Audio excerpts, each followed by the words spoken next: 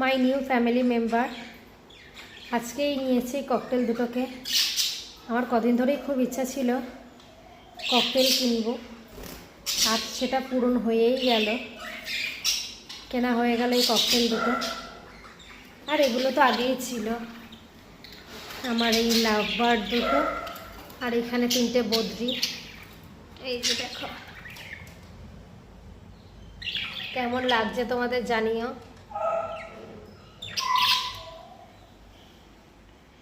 এই যে একজন খাবার খাচ্ছে, একজন উপরে দড়িতে বসে আছে।